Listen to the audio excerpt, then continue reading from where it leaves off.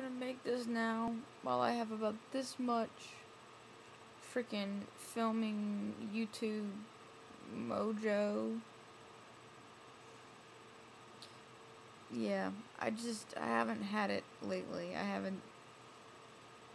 don't know. I haven't wanted to get in front of a camera for a while. I don't want to be in front of a camera ever, but yeah. It's been a little harder to document what is going on lately, because of what's going on in my head. I'm just having a rough time. Not really anything that's exterior going on, just all, like, internal issues with me. So, there's that. Took a minute. Moving along. Went to see the wizard yesterday. We made the first trip up, which was about 6 hours both ways. Well, 12, I guess, both ways. The new office is nice. It's the first time I've seen it. I haven't seen him since September. Yeah. Well, anyway. Sorry, brain confused. This is going to take longer than most videos, but there's quite a lot. We had something really good happen. They were able to train, which not that she needed much training, because she's watched it being done 2 or 3 times now, but, they were able to, show Jakki, which the nurse was cool. She's just like, I'm not gonna, like, you did a PICC line for 19 months, like, I'm just gonna tell you what to do, and you're gonna do it. So, that went okay. We had to call my surgeon, who's been doing the access, and ask him what the measurement of the needle is lengthwise, and he said 1 inch, and they thought, wow, that's really big needle, that's really deep. We're gonna try 3/4 of 1 inch, which is really, really tiny.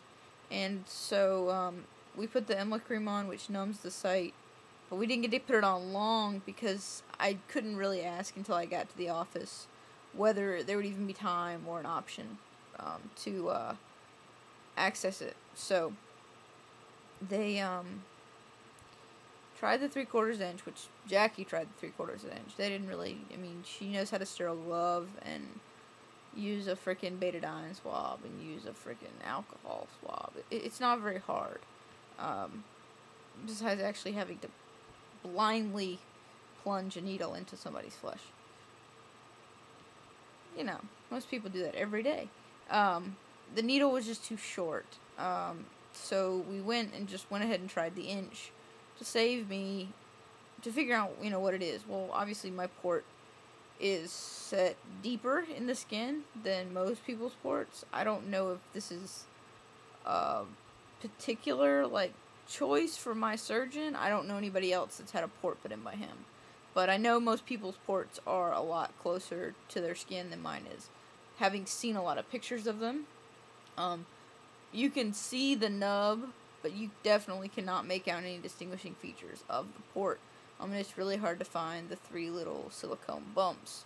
You can feel 1, maybe 2, so, but there seems to be always, since we have every time now had to access it twice, there seems to be a remaining just little, my skin is not able to heal itself so rapidly. So there's kind of like a dot, so there's something, but yeah. So we did the 1 inch. I think we could get by with a half inch needle, because this one's sticking out a bit. Not anything gross. If you're grossed out, you're not watching my videos to begin with. And if you like to listen to this stuff because it makes you go lightheaded, good for you. Go right at it. Anyway, we have a tegaderm over the entire thing because he was having it stay open at the bottom, and I thought that was really stupid because it could get infected. Anyway, they sent us home with the needles, so we can now access and de-access whenever we want.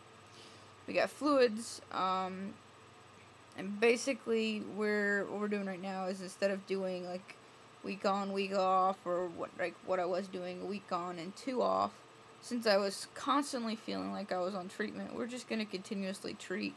We're going to do 3 to 4 days on, and then take the same amount off, and then just continue ad nauseum. The seizures have gotten better, but I don't necessarily know that that's a hurdle we have made Lyme-wise. I think that's just more of me being able to figure out more things to do. We've really got to make an effort to get my sleep better and get some of the neuro stuff calmed down so I can function a little better. My mom was kind of frustrated because she felt like it's the first time he's really heard that I'm not functioning still. I don't know that that's entirely true, but I think that was heard. There's a lot of stuff going on, and that makes it really hard. I have so many symptoms, I guess, that when we treat, even if it's mild treatment, for me, it's too aggressive for my body, and all the symptoms sprout up again. So I think this was just another really good example of just how screwed up my Lyme and my body is. I mean, I had like a list full of symptoms. You know, ear sensitivity is worse, eye sensitivity is worse. I think I have another ovarian cyst. My joints are killing me. I'm going to see the surgeon tomorrow because they called finally after some lovely deliberation yesterday with the results to my MRI. I have torn cartilage in my shoulder, and I have a like the socket that holds the shoulder it's no longer like a tight socket, it's been like stretched, which is the same part. Well, I had a rotator cuff tear on the other side, but it's pretty much a very similar situation to my left shoulder. So I'm going to do the PT to get my shoulder as tight as I can before surgery, but I'm going to guess at this point that we're going to need to go ahead and do surgery on my shoulder. That's just my guess. I have tried to be as cautious and taken every conservative method I can.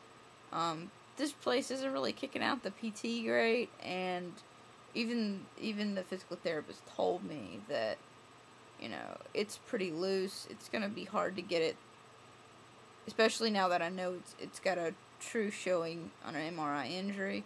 It's been really hard to get that shoulder so tight that I'm going to be able to do what I want to do and not worry. And I think this round of treatment, if we can start to get things leveling off a little bit as far as how I'm feeling, I think the weather improving is going to help mentally in some ways. And if I can start getting outside or just moving some more, the detoxing is going to happen faster. I'm going to start feeling better. I'm going to start wanting to do it a little bit more. So by the time we get to September, I'm going to be throwing 8s and doing double pirouettes on rifle. On saber, I'm expecting to throw whatever. I don't know. I want the shoulder fixed because I don't want it to come back and bite me come September, October when I want to do guard. And having watched Jakki this season, I can definitely see all the mental and emotional benefits and the physical benefits from marching. And it seems like it's going to be something that if I can do all the work leading up to it, it can definitely save me in the long run. But I understand that just me doing the work isn't enough, and because that's what I feel like I've been doing about, I'll say 60% up until now, but I've felt so crappy that it's made that other 40% really hard. So I feel like if the medicine can come a little bit and I can come a little bit, I can at least start to get some semblance of normalcy.